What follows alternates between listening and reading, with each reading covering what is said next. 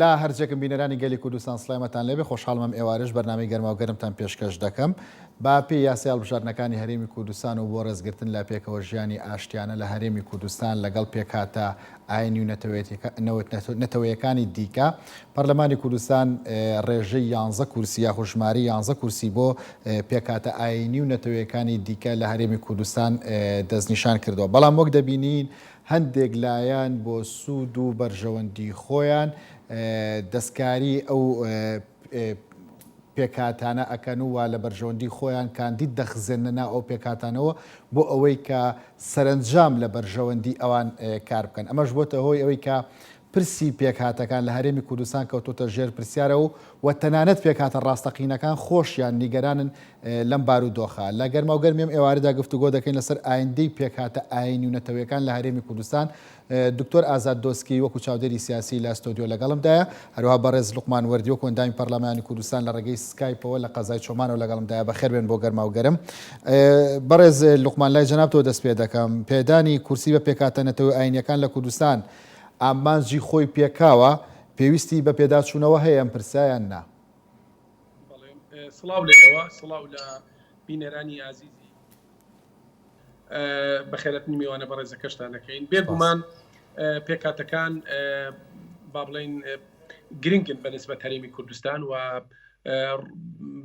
پێدانی مافی پێکاتەکان و تاکیدکردنەوە لەسەر پشتیوانیکردن لە دەستەبەرکردنی زیاتری مافی پێکاتەکان بەنسبەت هەرێمی کوردستان گرینگە و هێشتێک لەلایەنە درەوشاوەکانی حکوومڕانی لە هەرێمی کوردستان بوونی پێکاتەکانە هەم لە پەرلەمان هەم لە دامەزراوە جیاجیەکانی هەرێمی کوردستان بۆ یەکمان پێکاتەکان با بڵێن لایەنێکی گرنگن لە کۆمەڵانی خەڵکی کوردستان لە گەلی کوردستان و هەروەها زامنکردنی کورسی پێکاتەکان ئەگەڕێتەوە بۆ ساڵی 1992 کاتێکە سەرکردایەتی سیاسی بەرەی کوردستانی یەکەم کۆبوونەوەی خۆی لە خەلیفان ئەنجامدا لەوێوە لەسەر پێشنیازی سەرۆک مامجەلال خوای خۆش بێت کە 5 کورسی بۆ پێکاتەی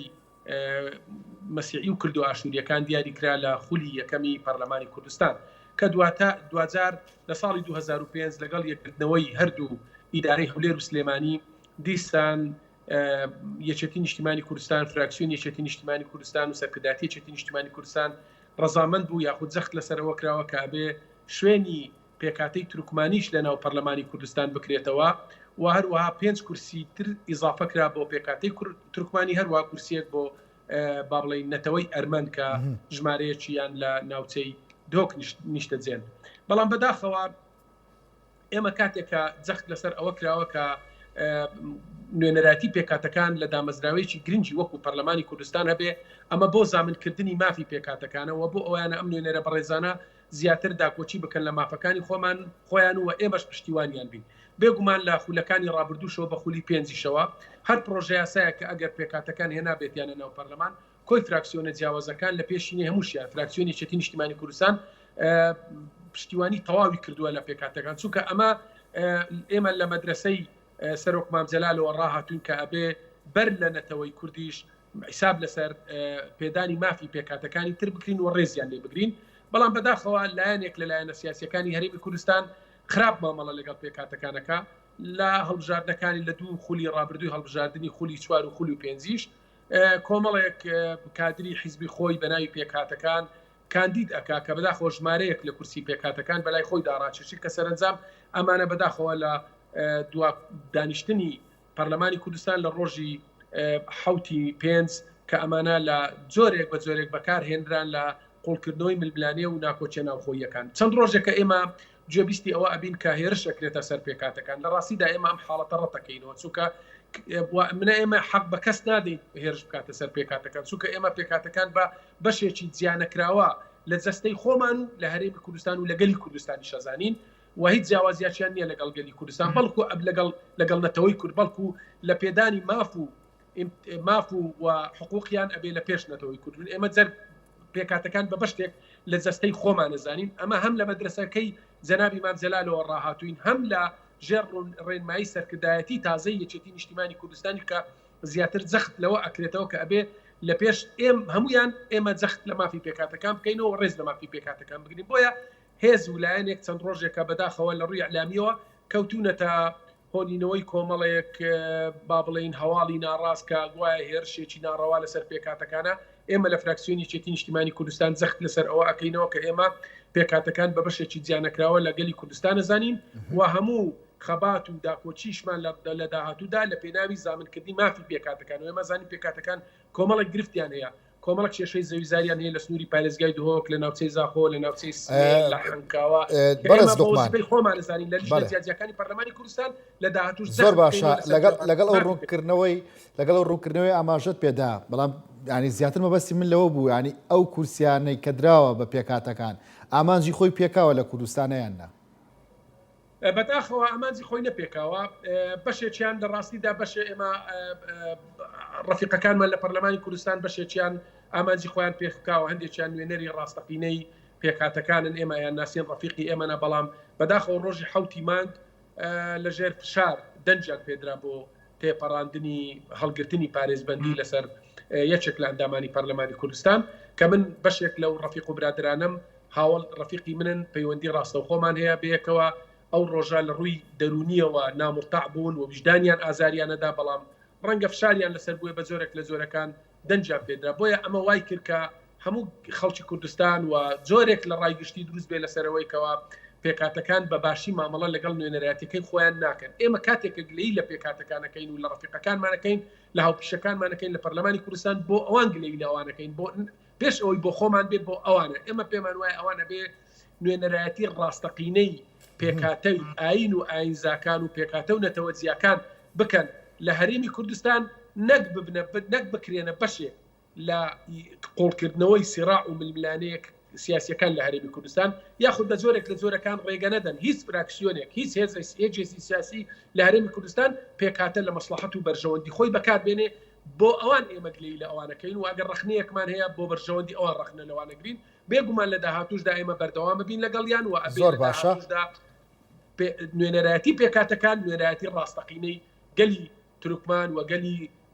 کلد و ئاشووری و سریان و هەروە ئەرمەنەکان بکەن لە هەرێمی کوردستان زۆر باشە بەڕێز ئازاد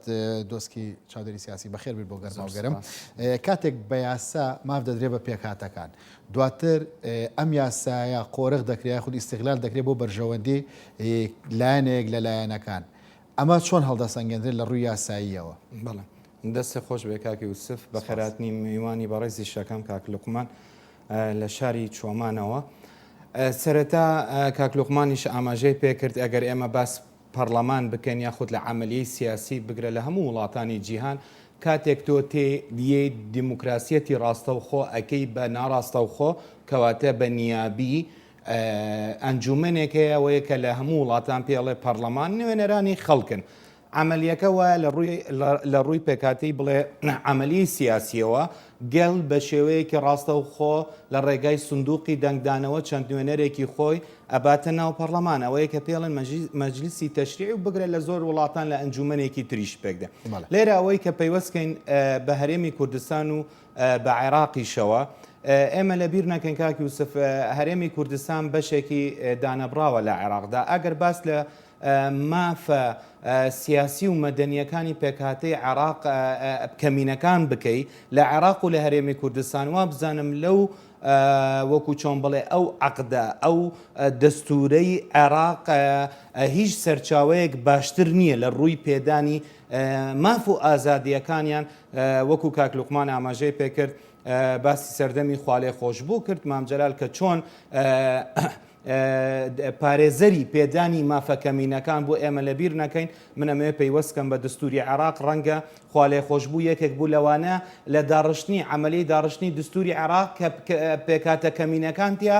غایب نەبێ لەبەر ئەوە کاک یوسف بۆی من ویستم ئاماژێ پێ بکەم ئەگەر بە قانونێک پێدانی ماف گرینگە بە پێکاتەکان لە بیریش نەکەین ئێمە کاک لوقمان ئەزانێ قانونی پاراستنی مافە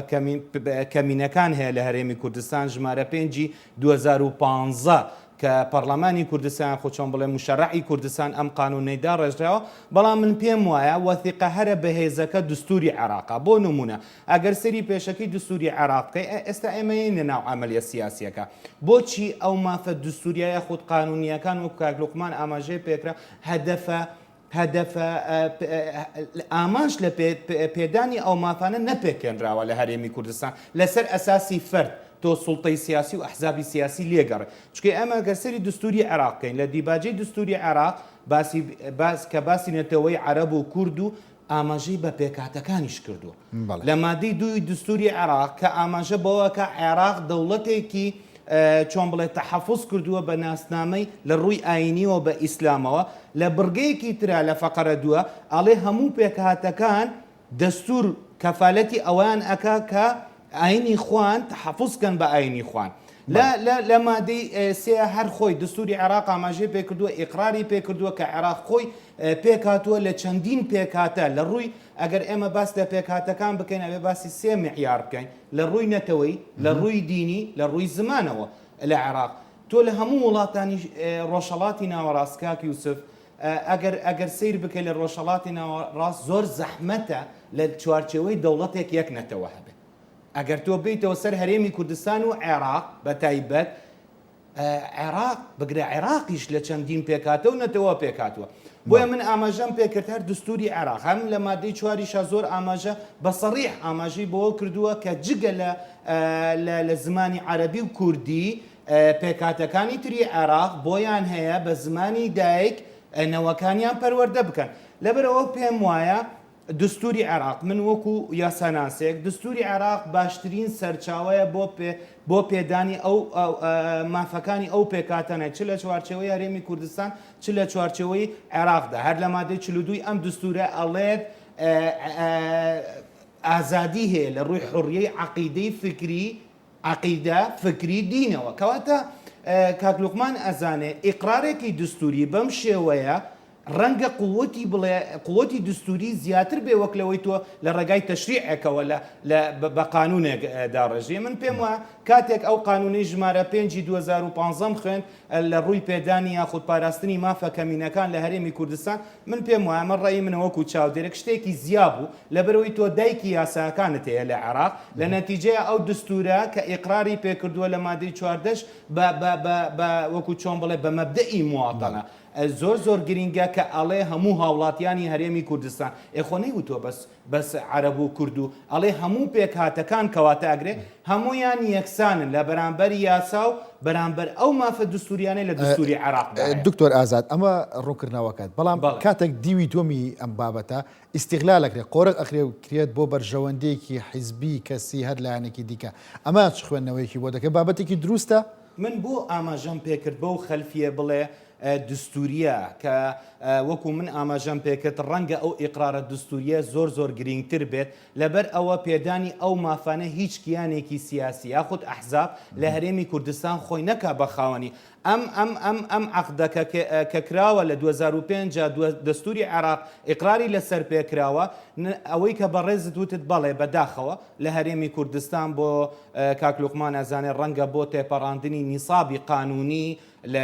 لە بەستنی دانیشتنی پەرلەمان بێت یاخود لە تێپەڕاندنی پرۆژەی قانون بێت هەر ئێمە دی وەکو بەڕێزت ئاماژە پێکرد بە پرسی تایبەت بە وەرگرتنەوەی حەسانە یاخود پارێزبەندی لە پەرلەمانتارێک من پێم وایە ژمارەی ئەو کورسیانەی کە پێدراوە سەرەتاش ئاماژەم پێکرد کاتێک تۆ دیموکراسی ڕاستەوخۆەکەی بە ناڕاستەوخۆ بوونی نوێنەری ڕاستەقینەی ئەو پێکاتانە لە هەرێمی کوردستان بە تایبەت لە جەلسەی پێشووتری پەرلەمان خستیە ژێر پرسیارەوە لەبەرەوە تۆ ئەبێ داکۆکەری پارێزەری سەرسەختی ئەو مافانە کەمینەکان بێ ئەگەر بگرە بەراوردێکیش بکەین لە بوونی ئەو پێکاتانە وەکو من ئاماژەم پێکرد لە هەرێمی کوردستان و ببەستی بە حکوومەتی فیدراالیەوە ڕەنگە زیاتر حکوومەتی فیدراالی بەرپرس بێت لە پێدانی ئەو مافانە بێ بۆ شەڕە قانون لەبەر ئەوە من ئاماژەم پێکرد دستوری عێراق کاتێک ئەڵێ مەبدەئی مواتەنە بە پێمادەی 14 کەواتە هاوڵات کەمینەکانیش هاوڵاتی عێراقن ئەوە ئەبێ شەڕە ئەوەکو چۆن بڵێ قانونیەکە و دستوریەکە و شەڕە پەرلەمانەکە لە پەرلەمانی ئیتیحادی فیدراالی بکەن نەک وەکو ئێستا کات و ساتی ئەوە بێت بەداخەوە نیسابی قانونی پەرلەمان لە دانیشتنێکە تەواو بکرێ بۆ وەرگرتنی لە پرسێکدا وەکو وەرگرتنی حەسانە لە پەرلەمانتارێک دکتۆر ئازاد ئەمەی کە باسێکی زیاتر جانبێک یاخۆ ڕەهندێکی تیۆریە بینە سەر ڕەهندە پراکتیکەکەی چۆن دەتوانرێت ئەم لایەنە تیۆریە پراکتیکە بکرێ و پێگەیان پێداخل لەسەر چ بنەمایەک بۆ نمونە پێکاتەکان ئەبێ ڕۆڵیان هەبێت لە ناو کۆمەلگادا. ئەمە ئەزانین چۆنە کاگووسف لێرەیە ئەوەی من بۆچی ئاماژەم پێکرد زۆر بەداخەوە یعنی ئێستا کاکلوقمان بە ڕێزیشی ئەزانێ ئەگەر سەیری ئەحداسی عراقیش بکەن یاخۆ هەرێمی کوردستانیش زۆر جار ئەوەی کە بەڕێزت وتت لایانی تیۆری نەخێر لێرەیە عقدێکە ئەو مافە سەرەکیانەی سیاسیەکان و مەدەنیەکان بە هەموو هاوڵاتیەکەوە دراوە. موشکیلە لە هەرێمی کوردستانە من بۆچی ئەمەیە زیاتر ڕوونیکەمەوە ئاماژەشم پێکرد بە شێوەیەکی ناڕاستەوخۆ کاتێک کەمینەکان خۆیان لە ڕێگای حزبێکی باڵا دەست وا ئەبینن کە تەنها ئەم حزبە ئەتوانێ وەکو چۆن بڵێ مافەکانیان پێدرا من پێم وایە شتێکی هەڵەیە. پێنەدانی ئەو مافانە کەمینەکان و پێکاتەکانی تر لە هەرێمی کوردستان و لە عێراقدا ئەمە خۆی ئیخلالێکی گەورەی دستوریە کە ئێمە زانین موسساتی قانونی دستوری هەیە ڕەنگە پەنای پێبن بەڵام بوونی ئەم حزبانە کە ئەتوانم زیاتر بڵێم حزبی سێبەرن نەک نوێنەری ڕاستەقینن ڕەنگە نەک لە پرۆسەیەکی وە لە وەرگرتنەوەی متمانە ئەگەر بیر بکەنەوە بەیانی پرۆژە قانونێک کاکلوقمان ئەزانێت کە پەرلەمان ئیشی تەشریع و ڕقابی سوڵتەی تەنفیزیە ڕەنگە پرۆژە قانونێک گرنگ بێت لە ساڵحی پێکاتەکان بێ تۆ بەیانی پێویستت بەو دەنگانەیە کە ڕەنگە ئیمڕۆ لە دژی دەنگتداوە بۆ تێپەڕاندنی ئەو پرۆژە قانونە لەبەر ئەوە نەبوونی نوێنەری ڕاستەقینە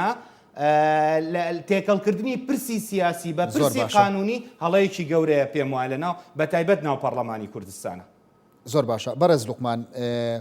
لە قسەکان تا پێشتر ئاماژت بۆ داکەوە لەگەڵ بەشێکی زۆر لە نوێنەرەکانیان قسەتا کردەوە بەتایبەت ئاماژت بە نوێنەرە ڕاستەقینەکانی ئەوانیش کرد پرسیارەکە ئەوەیە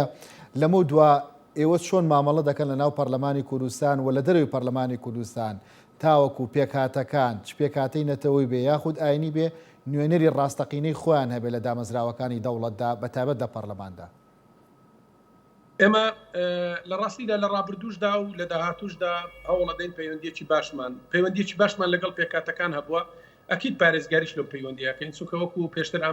ئاماژەم پێدا ئەمە مەبادئە لەلایمە هەم لەسەر ڕێبازی ڕێنمایی و وەسیەتەکانی سەرۆک مامجەلال کە ڕۆڵێکی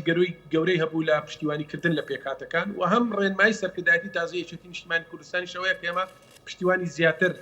لە پێکاتەکان بکەین بەڵام ئەوی کە غەدری لە پێکاتەکان کردی لە ڕاستیدا ئێمە نین لە ڕاستیدا پارتی دیموکراتی کوردستان غەدری لە پێکاتەکان کردیەکە لە هەڵبژاردنەکاندا لیست بەناوی پێکاتەکاندا دروستەکە من ئەو شوێنە ئێستا قسەت لە یەکەم قەزای چۆمانە ئەگەر لە سەردەمی دەوڵەتی عوسمانیەوە تەماشا بکەیت تاکو ئێمڕۆ یەک تاکە هاوڵاتی تورکمانی لەم ناوچەیە نەبووە کە خۆزگە 100,000 تورکمان لەم ناوچەیە نیشتەجێ بوو لی نەبووە بەڵام لی نییە بەڵام لە دووە هەڵبژاردنەکانی پەرلەمانی کوردستان بەڕێزێک لە یەکێک لە نوێنەرەکانی فراکسیۆنی تورکمانی 475 دەنجی لەم ناوچەیە هێنا. مشکلەمان نییە لەوەی کە هاوڵاتیانی ئەم ناوچەیە ڕەنگە بە تەوجیهی حیزبی دەنجیان بەم بەڕێزەدا بێ. دواتر لە هەڵبژاردنە لە پێکێنانی کابینەی تازە پەرلەمانی حکوومەتی هەرێمی کوردستان و هەڵبژاردنی دەستەی سەرۆکاتی پەرلەمان یەکێتی نیشتیمانی کوردستان و بزوتنەوەی گۆڕانیش ڕەزامەند بووین کە لە سێ دەستەی سەرۆکایەتی پەرلەمان سکرتێری پەرلەمان بدرێ بە پێکاتی تورکمانی بەڵام ئێمە بۆ ئەوە ڕازی نەبووین بەڕێ سکرتێری پەرلەمان هاوشانی جێگیری سەرۆکی پەرلەمان لە کۆنگرەی ڕۆژنامەنووسی بوەستێ کاتێک کە جێگیری سەرۆکی پەرلەمان هێر شەکاتە سەرێکێتی نیشتیمانی کوردستان و هێزە سیاسیەکانی تر سکرتێری پەرلەمانیش سەری بۆ بلەقێنێ و وەتەئیدی بکە کە ئەمە کارێکی زۆر ناڕاستە من پێم وایە هاو نیشتیمانیانمان لە پێکاتەی تورکمان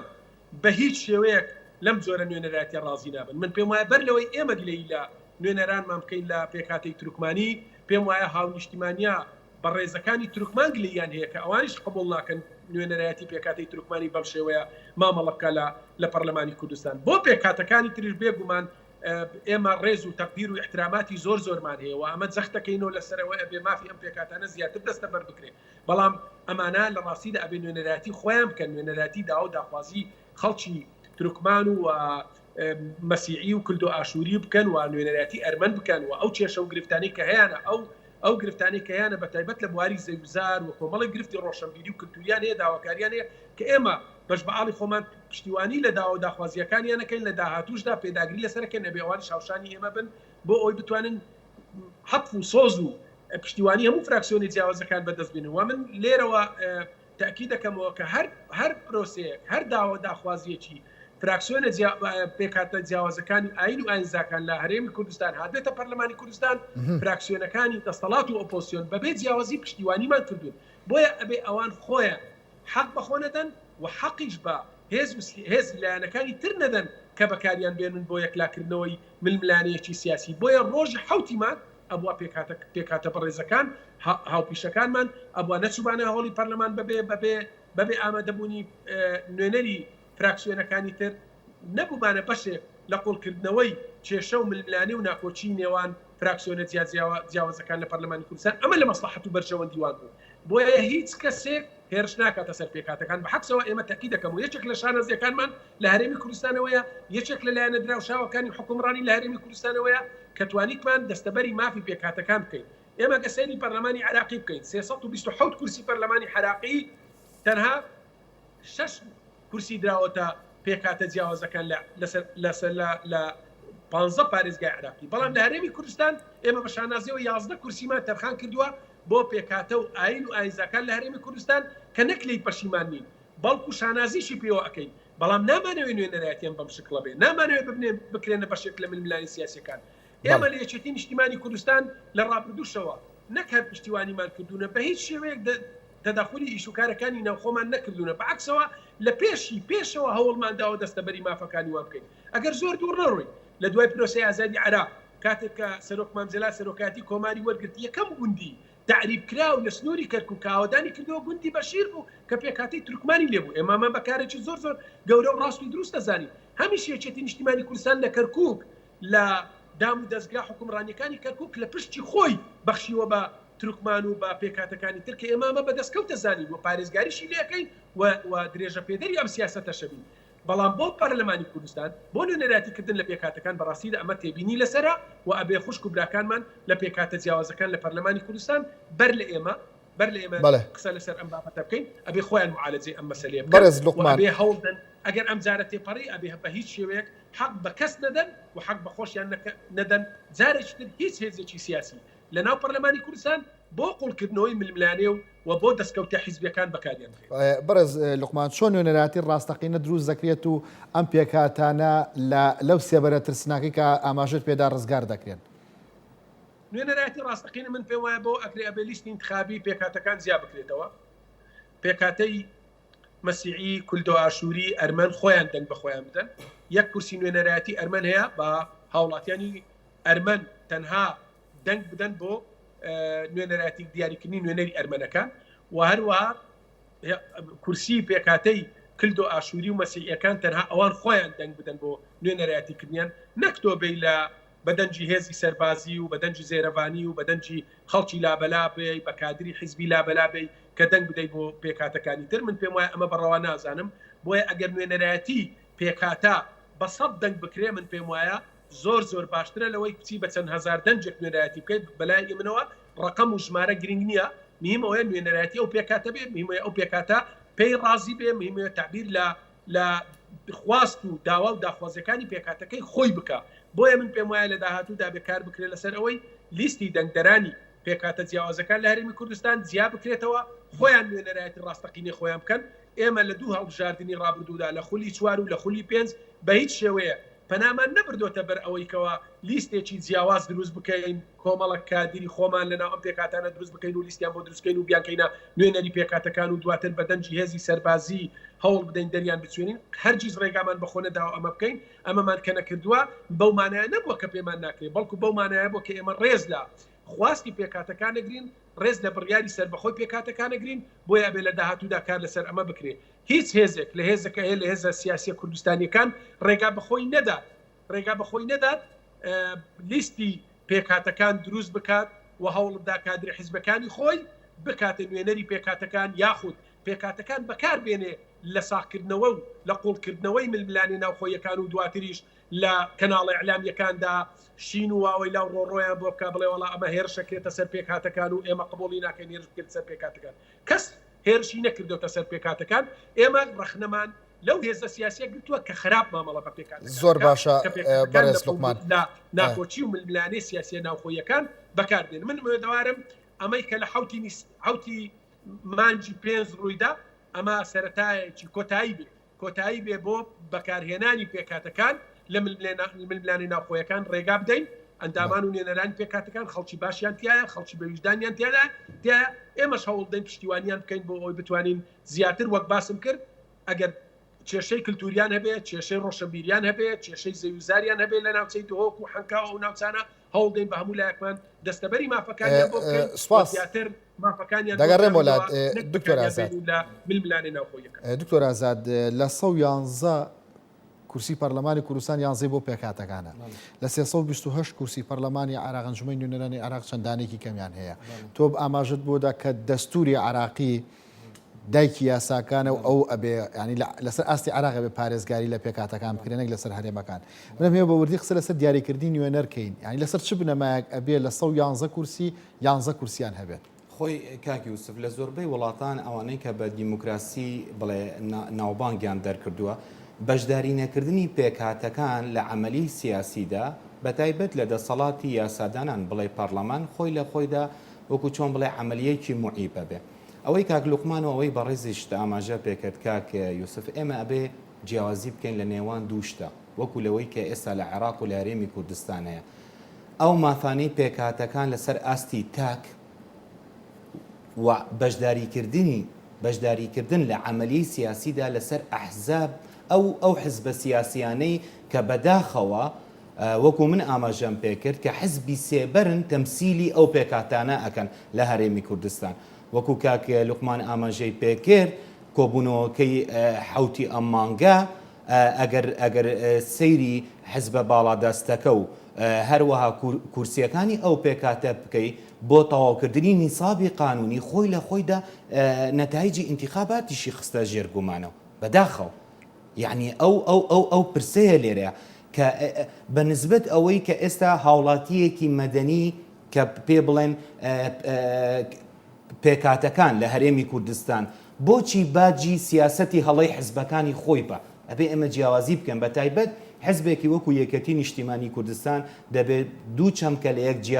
جیا بکاتەوە ئەمیز خاڵێکی تر ئاماژە پێکەم لەسەر ئەو حزبە کە تەمسیلی بەداخەوە کەمینەکان ئەکەن لە هەرێمی کوردستان ئێستا سەری ڕێژەی کۆچکردن بکە بۆ هەندەران ئەو هاوڵاتیانەی کە ڕۆشتون بۆ ناگەڕێنەوە بە تایبەت ئەوە خۆی ئەکەوێت ئەو پرسیارەکەوێتەوە سەر نوێنەرەکانیان کە ڕەنگە بەپێ پێویست کاریان لەسەر مافە مەدەنی و سیاسیەکانیان نەکردێ تا ئێستاش من ئاگادارم لە شارۆچکەیەکی وەکو عەنکاوە کۆچکردن بۆ هەندەران بەردەوامە بەداخەوە دکتۆر ئازاد مەبەستەکەی من ئەوەیە لەسەر چ بنەمایەک دەبێت 11 کورسی دیاری بکرێت ناکرێت سەرژمێرێکی بۆ نمونە تورکمان و مەسیحی و کلد و ئاشوریەکان بکرێت لەسەر ئەمە لەسەر ژمارەی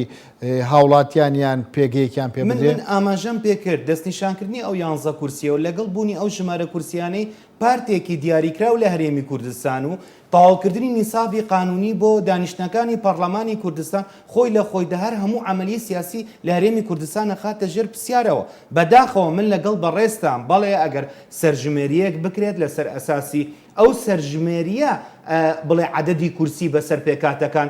دابەش بکرێت چونکە کاکی یوسف لە بیر مەکە ئەو حزبانە ڕەنگە تەمویلیان لە دەستنیشانکردنی سەرکردە و هەتا بڕۆ لە بەرزترین موسسەی حزبیان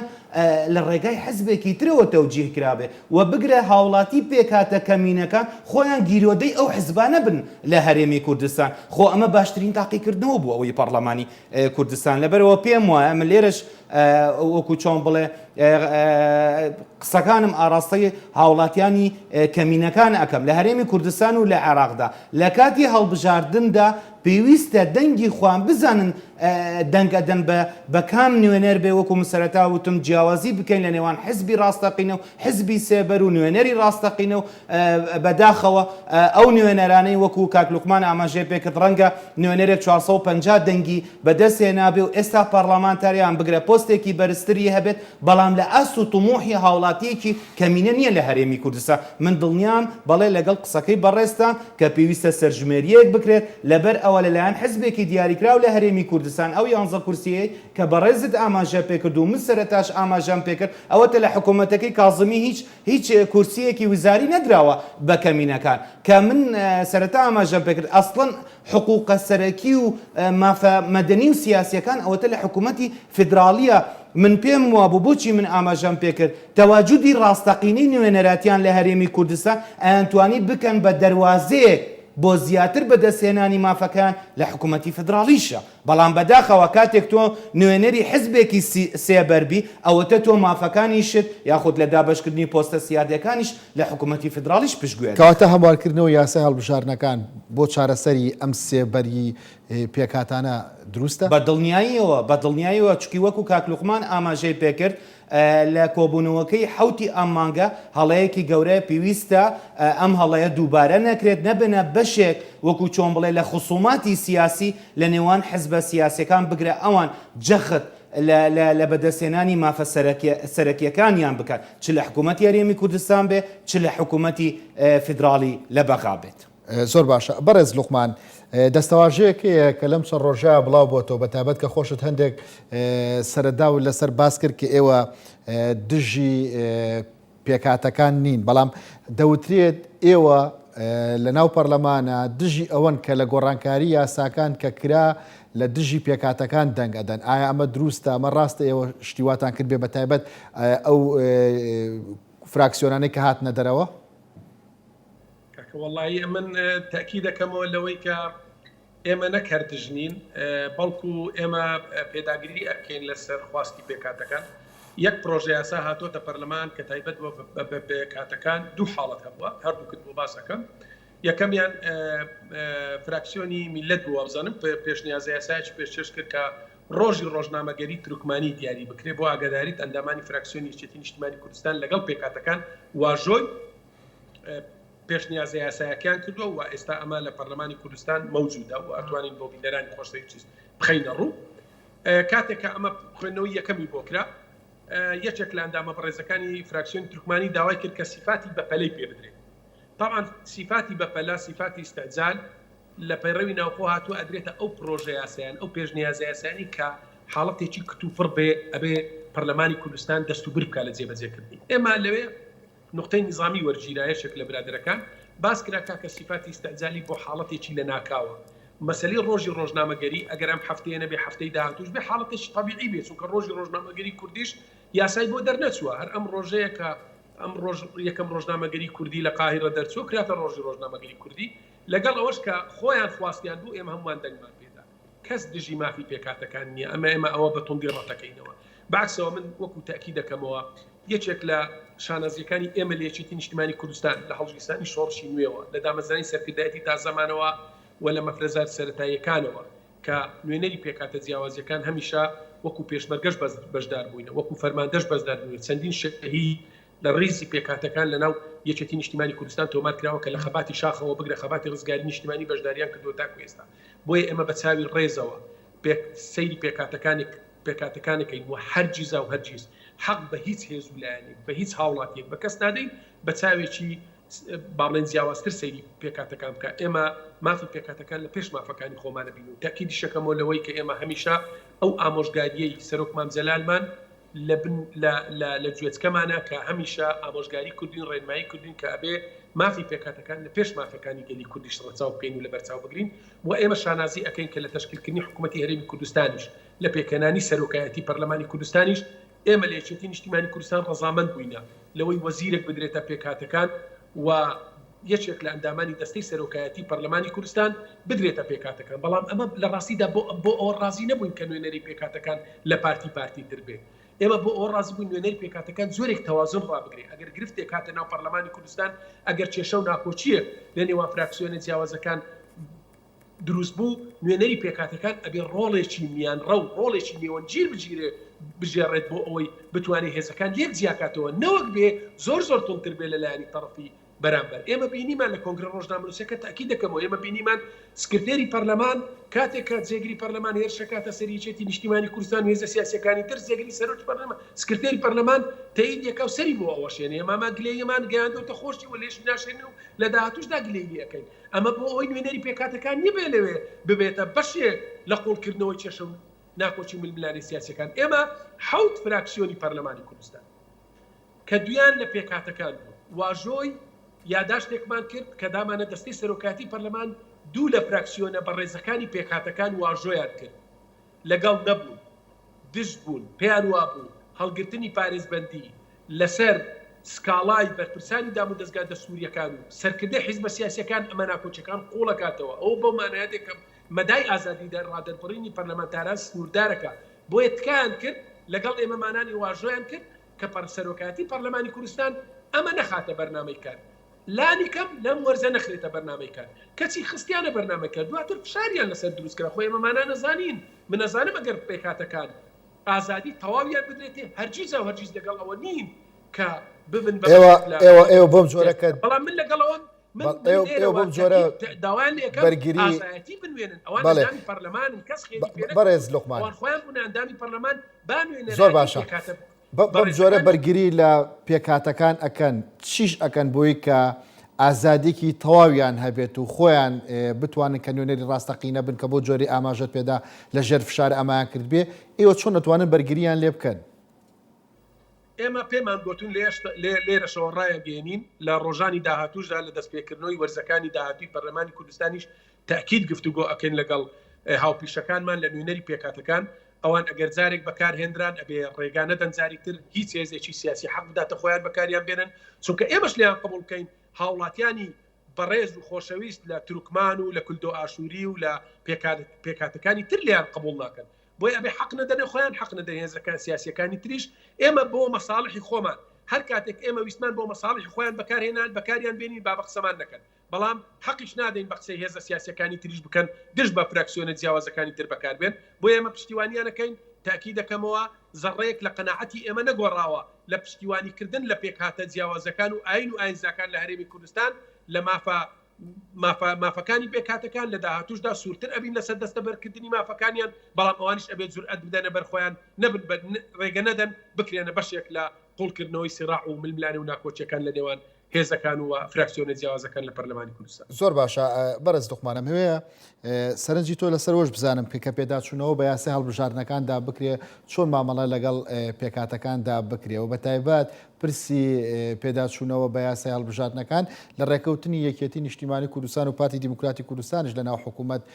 باس لەم پرسە کراوە چۆن وا دەکەن کە بە سیستمی بازنەیی کار بکرێت و کەمترین گرفتی لەم جۆرە دروست بێت لە کوردستانە والله ئەکید دەبێت لەم خولەی هەڵبژاردننی لەم خولەی پەرلەمانی کوردستان ئەبێ یاسای هەڵبژاردنەکانی هەرێمی کوردستان پێداچوونەوەی پێ بکرێت و هەموار بکرێتەوە ئەکید ئەمە ئەبێتە جێگای گفتوگۆ و پێشنیازی تازە ئەبێ سەبارەت بە هەموارکردنەوەی یاسای هەڵبژاردن و شێوازی هەڵبژاردن ئایا هەرێمی کوردستان یەک بازنە ئەبێ یان چەند بازنەیەکە من پێم وایە ئەبێ هەرێمی کوردستانی هاوشێوەی عراق بەسەر چەند بازنەیەکی هەڵبژاردندا دابەش بکرێت بەڵام ئەوەی کە پەیوەندیدارە بە نوێنەرەتیکردنی پێکاتەکان من لێرەوە ڕای ئەگەێنم ئێمە نێوەک یەکێتی نیشتیمانی کوردستان نەوەک فراکسیۆنی یەکێتی نیشتیمانی کوردستان زەڕێک پەشیمان نین لە پێدانی مافی پێکاتەکان و لە داهاتووشدا زیاتر تاکی دەکەینەوە لەسەر پێداگیریەکەین لەسەر نوێنەرایەتیکردنیان و لەگەڵ کەمکردنەوەی نوێنەرایەتیەکانیشیان نین بەڵام لەگەڵ ئەوەی کەوا لیستی دەنگدانی دەنگدەرانی پێکاتەکان جیاواز بکرێ تەنها مەسیحیەکان و کردو ئاشووریەکان دەنگدەنە نوێنەری خۆیان تەنها ئەرمەنەکان دەنگدەنە نوێنەری خۆیان و تەنها تورکمانەکان دەنگدەنە نوێنەری خۆیان بۆی بتوانن نوێنەی ڕاستەقینیان هەڵبژێرن و بە شێوازێک یاسا هەموار بکرێتەوە کە ڕێگە بگرێت بگیرێت لەوەی کەوا هێزە سیاسیەکان بتوانن کورسی پێکاتەکان بۆ مەساڵح حیزبی خۆیان و بۆ قوڵکردنەوەی ناکۆچی سیاسیەکان بەکاربهێنن و کاتێک کە ئێمە نوێنەریشمان لە دەستەی سەرۆکایەتی پەرلەمان قبول کردووە کە نوێنەری پێکاتەکان بێ بۆ ئەومان قبول کرد کە جۆرێک هاوسەنجی لە نێوان فراکسیۆنی جیاوازەکان و هێزە سیاسیەکان لە هەرێمی کوردستان ڕابگرێ نەک ببێتە بەشێک لە قوڵکردنەوەی ناکۆچی ململانەکان لەسەر ئەم بنەمایە ئێمە تاکی دەکەمەوە کە لە داهاتووشدا پشتیوانی گەورەتر و زیاتر ئەەکەین لە پێکاتە جیاوازەکان لە هەرێمی کوردستان زۆر باشە بەڕێز ئازاد بەپی ئەم گفتوگوۆی وێ کە کردمان ئێستا و پێی واقعی کە ئەیبینی بە تایبەت بەڕێز لوقمان کە لە ناو پەرلەمانیشە پرسی پێکاتەکان بەم جۆرەی ئێستا لە هەرێمی کوردستانە کەوتۆتە ژێر پرسیارەوە؟ من لەگەڵ بەڕێستام ئەو پرسیارەی کە کردت لە بەڕێز کاک لوقمانە هەموارکردنی یاسای هەڵبژاردنەکان و کاک لوقمانیش ئاماژەی پێکرد هەر ئیمڕۆژ مستەفا کاڵدمی سەرۆکوەزیرانی نوێی عێراق بە یەکێک لە خاڵە گرنگەکان ئاماژەی پێکرد کە پێویستە هەموار بکرێت زوروریەتێکە بۆ هەرێمی کوردستانیش. کاک یوسف ئەگەر ئێوە پەیوەستان کرد بە عملیەیەک لە وەرگرتنەوەی پارێزبەندی یان حەسانە و بەداخەوە لە بوونی ئەو حزب وەکو چۆن بڵێ ئەو حزبە سیاسیانەی سێبەر کە نوێنەرایەتی پێکاتەکان تۆ لە پرسی حەسانە و پارێزبەندی بخەلایەک مەترسیەکی گەورە لەسەر عملی سیاسی لە هەرێمی کوردستانە بینم بۆ ئەگەر بەیانی پرۆژە قانونێک وەکو بوجە کە پەیوەستە بەڵێ بە دستور یان هەر پرۆژە قانونێکی گرنگ کە پێویستی بە تەواوکردنی نیسابی قانونیە من پێم وایە بەسەر نوێنەراتی ئەو پێکاتانی ئێستا ئەشکێنرێ وەکو کاک لوقمانیش ئاماژەی پێکرد کە هەموو حزبەکانی تری هەرێمی کوردستان تأکید لەسەر پێدانی مافی پێکاتەکانەکان چ لەسەر ئەساسی بەتایبەت ئێمە جیاوازی نەکەین ڕەنگە تاکێکی کەم نەتەوایەتەکان لە هەرێمی کوردستان قوربانی دەستی سیاسەتی ئەو حزبانە بێ کە ئێستا تەمسیلی پێکاتەکان ئەکەن لە ناو هەرێمی کوردستان چونکە بە نەتیجەش ئەوان متەزەڕن لە عملیە سیاسەکە. من پێم وایە ئەو حزبە سیاسیەش کە هەموو جار لە هەوڵایە پشگیری لەو جۆرە وەکو چۆن بڵێ گەمە سیاسیانە ئەکا بۆ دروستکردنی نیسابی قانونی و لە هاوکاریکردنی ئەو پێکاتانە و دروستکردنی ئەو حزبانەی سێبەر دوورکەوێتەوە لەبەرەوەی لە نەتیجەیە کۆی عملیە سیاسی هەرێمی کوردستان لەسەر ئاستی عێراق و جیهانیش ئەخاتە ژێر پرسیار و مەترسیەکی گەورەوە. تۆ ئێساوا نەزانی ئێستا ڕێکخراوە نێودەوڵاتیەکان وڵاتە جلهێزەکان چاودێری نوێنەرانی ئەو پێکاتانە نەکرد کە دەنگیاندا وەکو من ئاماژە پێکرد ڕەنگە پرۆژە قانونێکی گرنگتر بێ ببێتە هۆی ناکۆکی دووبەرەکی لە نێوان پێکاتە گەورەکان یاخود وا ببنێن پێکاتەکانی تر یان حزبە سەرەکیەکان کە وەکو من ئاماژە پێکرد ئەسڵان فەلسەفەی پێکدانی کورسی کۆتا و تەواجودیان بۆ تەواوکردن و تەکمیلەکردنی عملی دیموکراسیە وەکو چۆن بڵێ تەڕەفێکی وەسیط بێ بۆ تەواوکردنی ئەو عملیە دیموکراسیە کە لە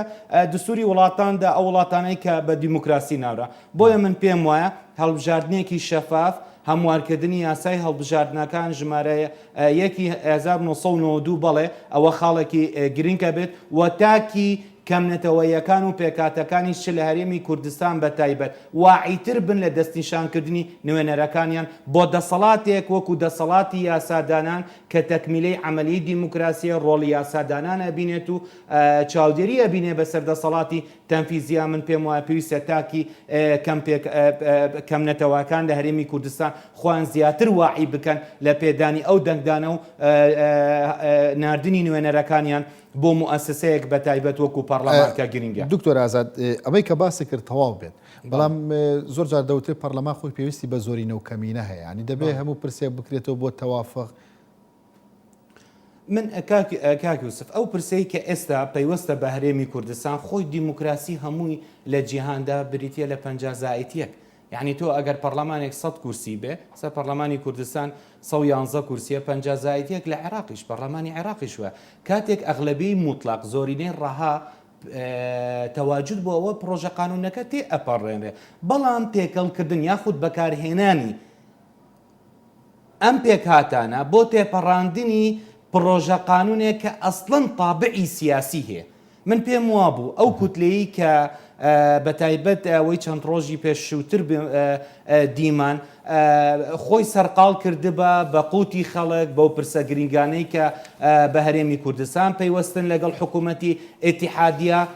وەکو من ئاماژەم پێکرد من ڕێزم هەیە بەڵێ وە کاک لوقمان ئاماژەی پێکرد وەرگرتنەوەی حەسانەیان پارێزبەندی لە پەرلەمانتارێک ئەمە کۆی وەکو چۆن بڵێ ئازادی لە هەرێمی کوردستان ئەخاتەپە بەڵام مۆزوعی گەورەتر پرسی گرنگتر هەبوو بۆ هەرێمی کوردستان و کەمنەتەوەیەتیەکانیش پەرلەمانی کوردستان خۆی سەرقاڵ کات و بخاتە بەرنامەی کاری خۆی نەک وەکو دیمان پەرلەمانی کوردستان هەر لە دوای بەداخیشەوە ئەو وەبا ئەو کە ئێمە بینین باری ئابووری هەرێمی کوردستان چۆنە پەرلەمانی کوردستان سەرقاڵ بکات بە پرۆسەیەک کە نە لە دوورەوە نە لە نزیکەوە پەیوەندی بە قەزا و ڕێکاری یاساییەوەیە تۆ پەرلەمانی کەواتە تۆ نوێنەری خەڵکی کاتێک تۆ لە وەزعێکی وا کە هەرێمی کوردستان تێ ئەپەڕی و بە تایبەت لە ڕەوشی ئەو ڤایرۆسە و ئەو کێشە گەورانەی بڕینی بووجە و قوتی هەرێمی کوردستان من پێم وا بوو پەرلەمانی کوردستان ڕەنگە وەکو چۆن بڵێ پرسی موازنە یاخود بووجە یاخود وەکو بڵێ ئەو وەفدە شاندەی مفاوەزاتەی کە ئێستا لە بەخان بێ دانیشتنێک ببەستێ پەیوەست بێ بە هەرێمی کوردستان نەک پەرلەمانی کوردستان سەرقاڵ بکرێت بە پرسی وەرگرتنی حەسانەیان پارێزبەندیەک و بەداخیشەوە پێکاتەکان کەم نەتەوەکان لە هەرێمی کوردستان ببنە قوربانی نەتیجەی ئەو سیاسەتە هەڵی کە حزبێکی دیاریکراو لە هەرێمی کوردستان جێبەجێەکات. دکتۆر ئازاد دۆسکی چاودێری سیاسی سوپاس. زۆر سپاس. بەڕێز لوقمان وەردی ئەندامی پەرلەمانی کوردستان سوپاس بۆ تۆش کە لە قەزای شۆمانەوە لە ڕێگەی سکایپ و لەگەڵماندا بووی. ئێوەش خواتان لەگەڵ.